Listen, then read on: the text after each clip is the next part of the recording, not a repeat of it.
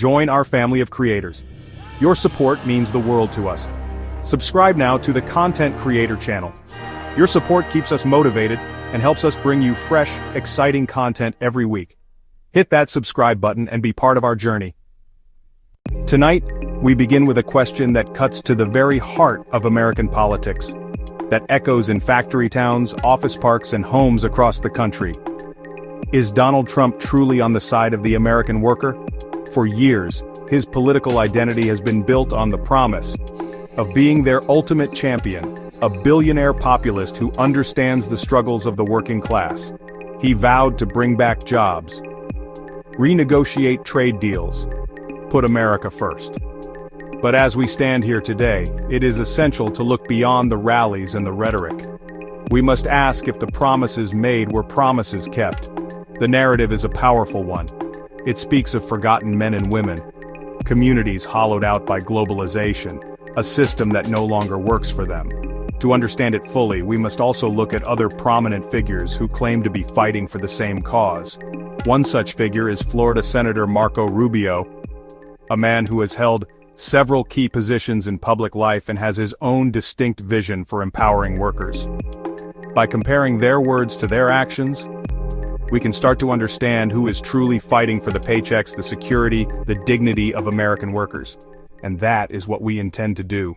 To understand the debate over who best serves American workers, we must first look at the world they are living in right now. Recent economic reports paint a mixed and frankly confusing picture. The latest jobs report shows unemployment holding steady at a relatively low rate. On the surface, that sounds like good news. But when you dig deeper, you find that wage growth is barely keeping up with inflation. This means that even with a steady paycheck, many families feel like they are treading water or even falling behind. The cost of groceries, gas, housing continues to climb, eating away at any small gains they might make in their income. We hear it in towns across the Ohio River Valley, where discussions about new battery plants are mixed with concerns over what those jobs will actually pay. Politicians from both parties are responding to this landscape with a flurry of proposals. We are hearing renewed calls for reshoring initiatives, policies designed to encourage companies to bring manufacturing jobs back to the United States.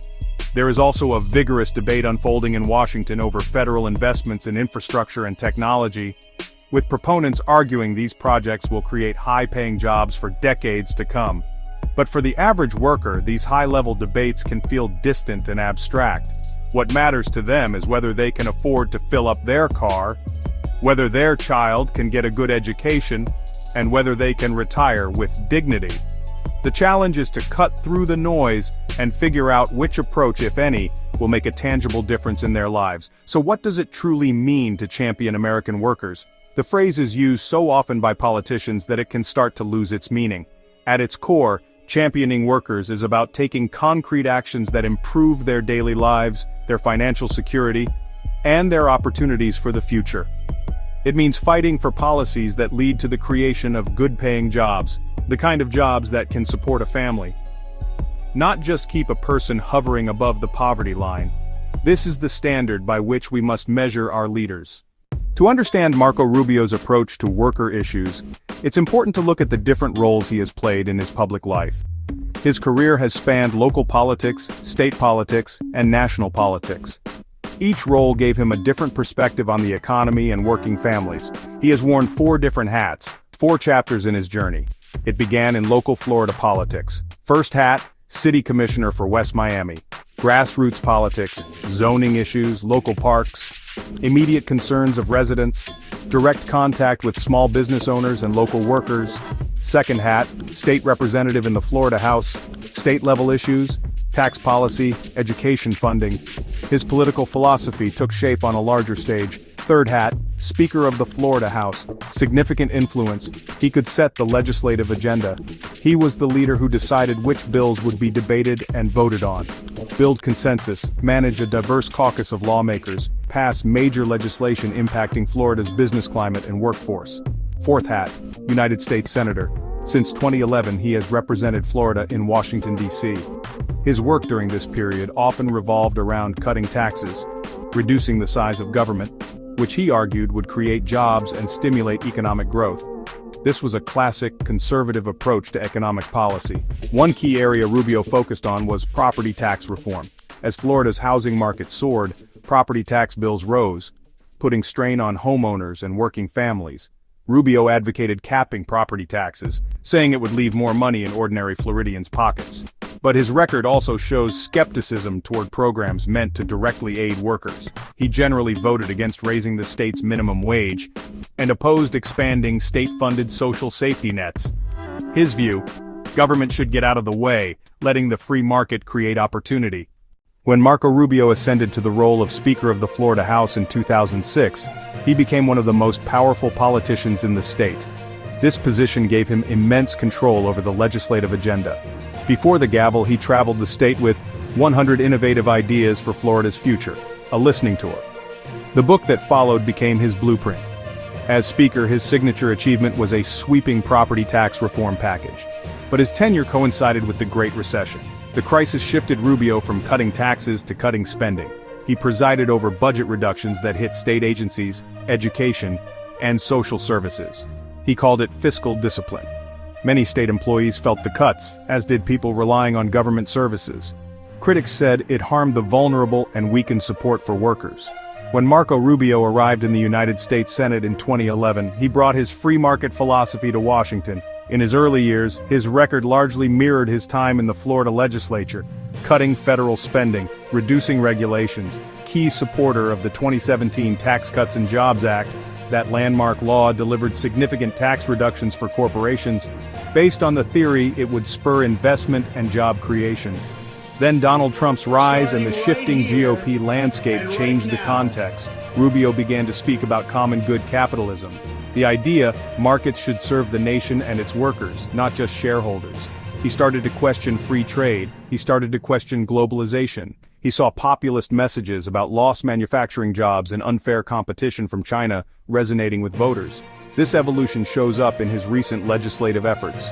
Rubio became a vocal critic of the Chinese government's economic practices. He introduced bills to strengthen American supply chains and prevent U.S. companies from becoming too dependent on China. In a notable speech last year, he said, "Decades of prioritizing the interests of corporations that wanted to move production to China over the interests of American workers has been a disaster for our country."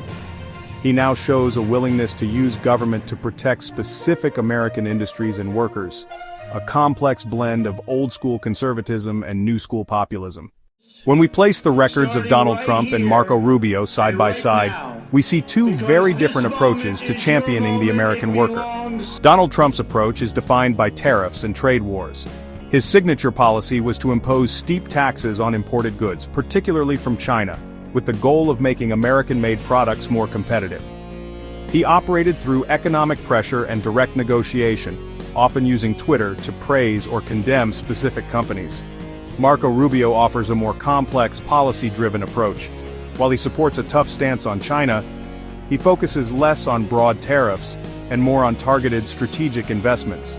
He advocates for using the federal government to actively support high-tech industries, semiconductors, artificial intelligence, biotech within the United States. His vision is not about rebuilding the economy of the 1950s, but ensuring America dominates the industries of the future. As we look toward the future, it is clear that what is at stake for American workers is immense. The old economic models are being challenged by rapid advancement of artificial intelligence and geopolitical competition reshaping global trade. Workers today are caught between two compelling but very different visions. On one side is the populist nationalism championed by Donald Trump, promises to protect American jobs by building walls, both literal and economic. Powerful in its simplicity and its appeal to nostalgia for when American manufacturing was king. On the other side is the evolving common good capitalism articulated by figures like Marco Rubio, which seeks to use strategic government action to build the industries of the future. For the American worker, the choice is not just about a political party or candidate, it's about the kind of future they want for themselves and their children. Each path carries its own promises and potential pitfalls. Ultimately, what matters most now is clarity, honesty, and effective action from leaders. They need realistic plans that address real-world pressures, stagnant wages, rising costs, economic uncertainty, Leaders must understand a strong economy isn't just a stock market ticker, it's a family that can pay its bills. It's a community with good jobs. It's a nation offering opportunity to all willing to work. The debate between Trump and Rubio is more than politics. It's a fundamental argument about how to secure that future. And for the American worker, everything depends on the answer.